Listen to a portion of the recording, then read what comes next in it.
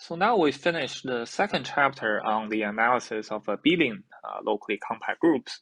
Now we're moving on to the next one, which is the analysis on locally compact non-abelian groups. Okay, so the focus will be on actually on only the compact groups.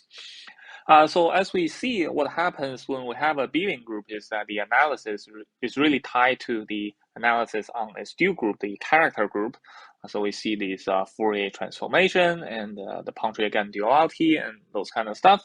They're essentially just saying the properties on your the functions on G is really tied to the function on the G hat, the dual group. But when G is non-abelian, so this is no longer the case actually. So why is that? Let me just give a quick example.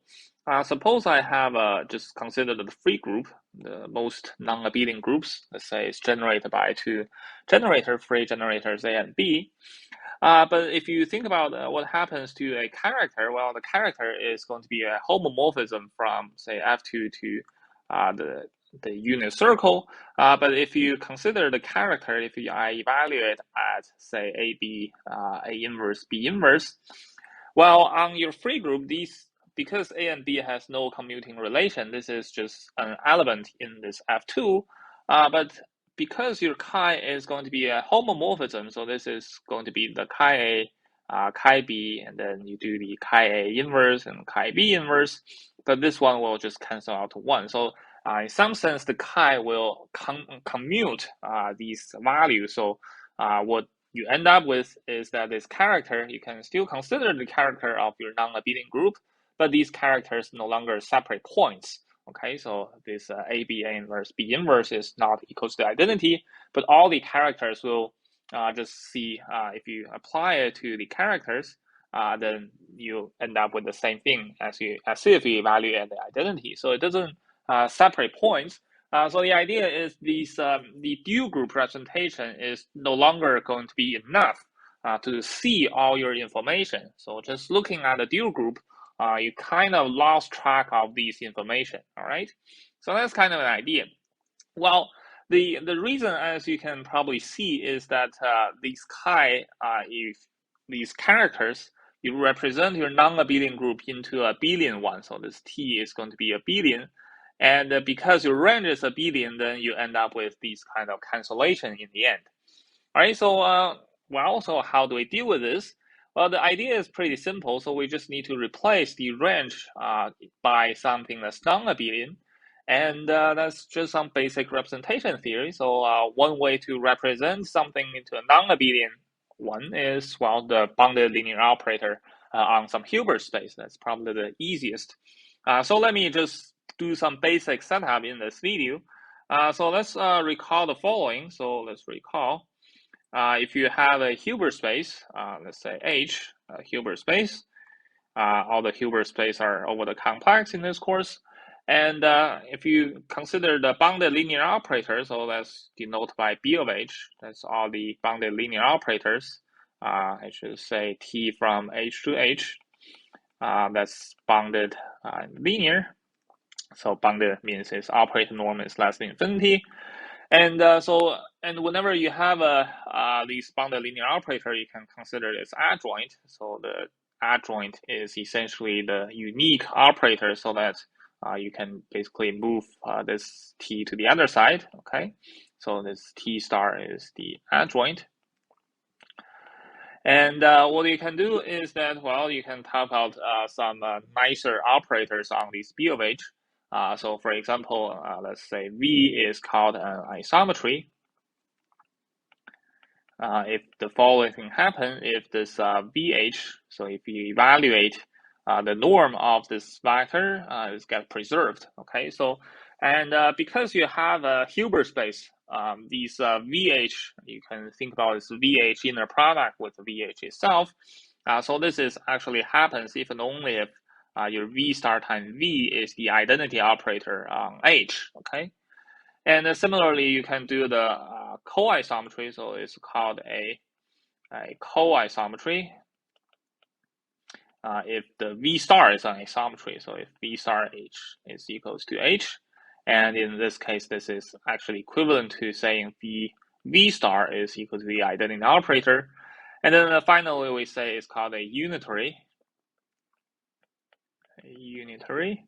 If basically this, there are several ways of defining what's a unitary. So one way is that you can say it's both an isometry and a co-isometry.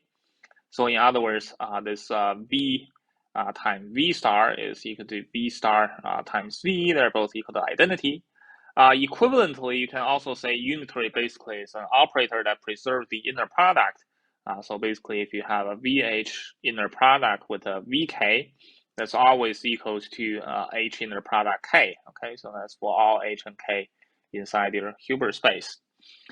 All right, so those are some basic operator theory on B of H. Let me just briefly talk about some topologies on this B of H.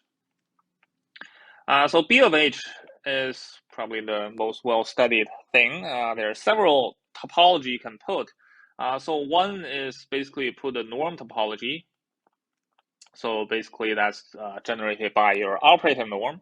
But that's not the usual one where when we look at representations, in fact. In representation, we look at two more things. One is called the SOT topology. So let me just briefly remind you what they are.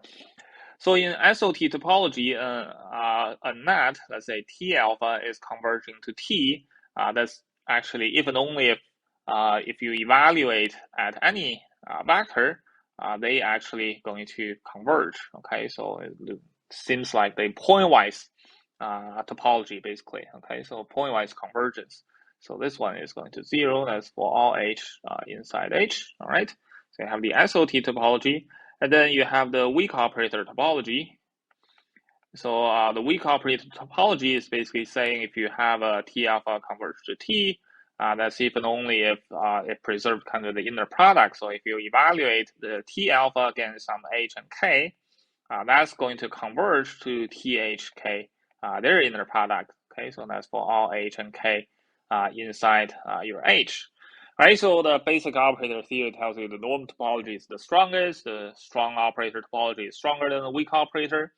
But if you just restrict yourself to the unitaries, the strong operator and the weak operator actually coincide. So let me just briefly remark. So if you let U of H to be the set of unitaries, or the set of unitary operators, and you think about it as a subset inside B of H, then the strong operator and the weak operator coincide. Okay, so the conclusion is SOT coincide with the weak operator, so weak operator topology. The reason is that, well, the SOT implies weak operator is trivial, it's a stronger topology. But on the other hand, if you have a weak operator convergence, then if you evaluate your T alpha minus T, evaluate at some H, then you can break it into the following parts. Well, you can break it into, say, so using the inner product, this is essentially T alpha squared plus TH squared. And then you have a minus 2 times the real part of the this inner product, T alpha with H, and you have a T with H, all right? So what happens to the first two? Well, first of all, your T alpha and T, because they're both unitaries, so T alpha and T, they're unitaries. So if you evaluate at H, the norm is the same as H. They're isometries, first of all, so you have 2 times the H squared. And then you minus twice the real value of this inner product. So here the T is fixed, and you let T alpha converge to T. So by the weak operator convergence, so weak operator T alpha converge to T. So this real part is going to converge to the, well, that's right, 2H squared, and you minus twice the real part of the whatever inside TH with TH. Well, TH is essentially just equals to the, this is essentially just the whole thing is going to be equals to the TH norm squared. And so you have twice of that. Well, you have twice of that. So you have, because T again is a unitary, you have twice of the H squared minus H squared, and then that's going to go to 0. Okay, so in other words, your this T alpha also converts to T in the strong operator topology.